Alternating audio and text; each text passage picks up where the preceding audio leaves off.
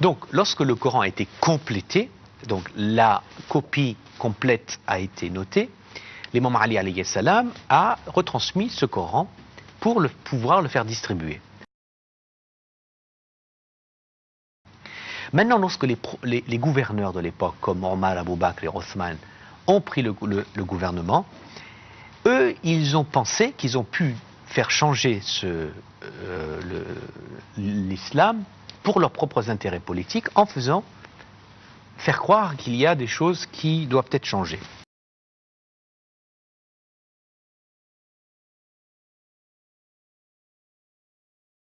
Subhanallah, est-ce que vous pensez qu'une religion, sérieusement, soyez logique, est-ce que vous pensez qu'une religion qui est révélée par un créateur a une difficulté à conserver le livre originel sur Terre? C'est quelque chose d'inacceptable.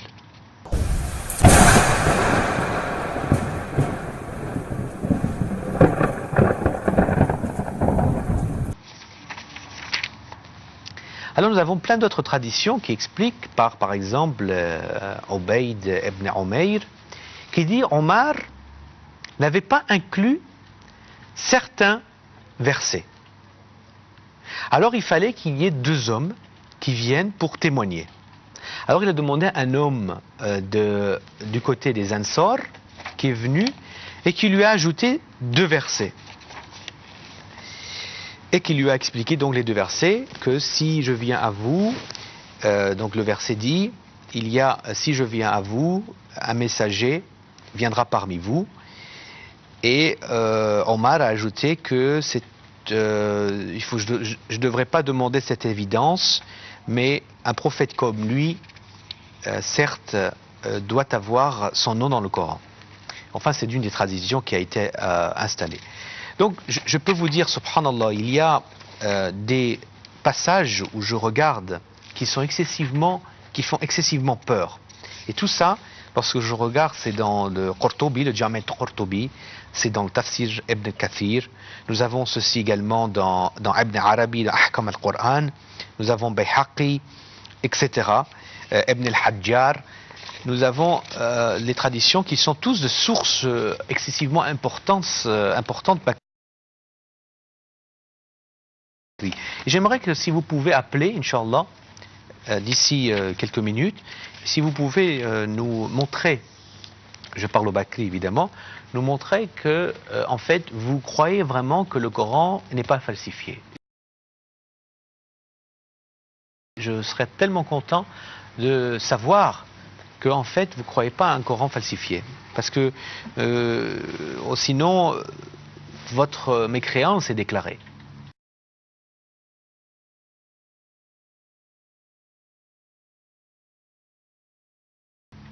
Votre mécréance est complètement déclarée.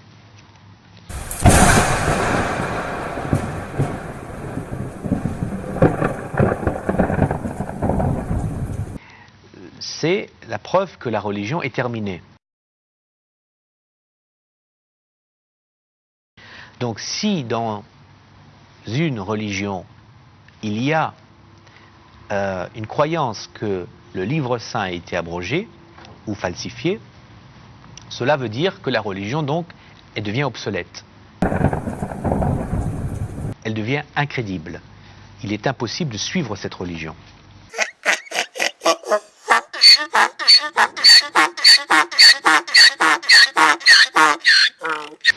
Les mots en elles-mêmes ont été changés.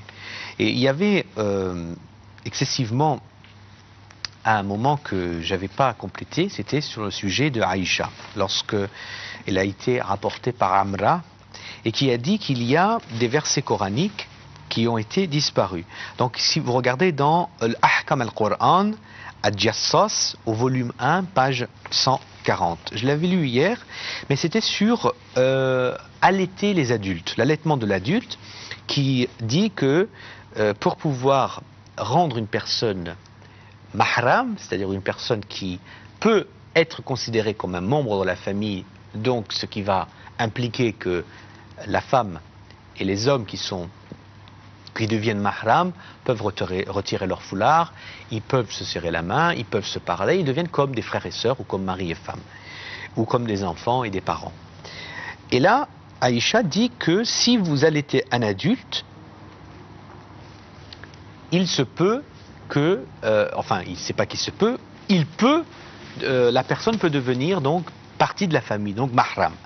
Et ceci a été, selon Aïcha, retiré du Coran. Le verset de l'allaitement qui a été retiré.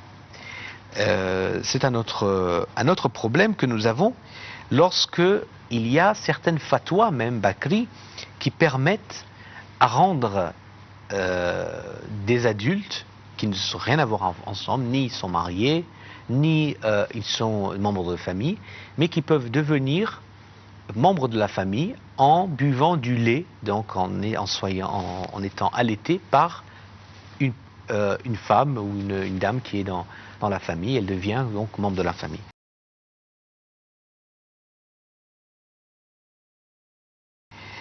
Et c'était quelque chose de complètement ahurissant, complètement contre les normes même des valeurs humaines.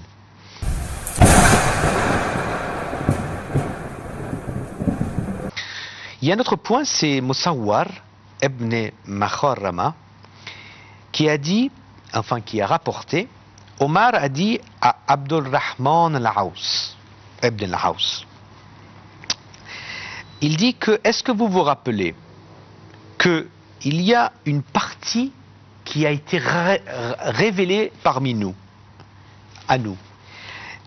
Et il a dit, voilà la partie qui est perdue, qui dit, battez-vous, ils disent, voilà, battez-vous jusqu'à quand vous les trouvez les premières fois.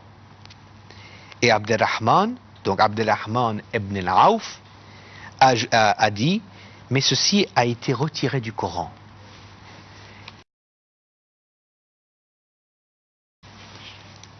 C'était une partie, donc c'est dans les Ibn al-Hajjar, au Tahdhib al-Tahdhib, tome 4, page 86. Et que en fait ça a été retiré parce que apparemment Omar avait décidé de retirer ce verset pour des raisons de sécurité nationale de son gouvernement.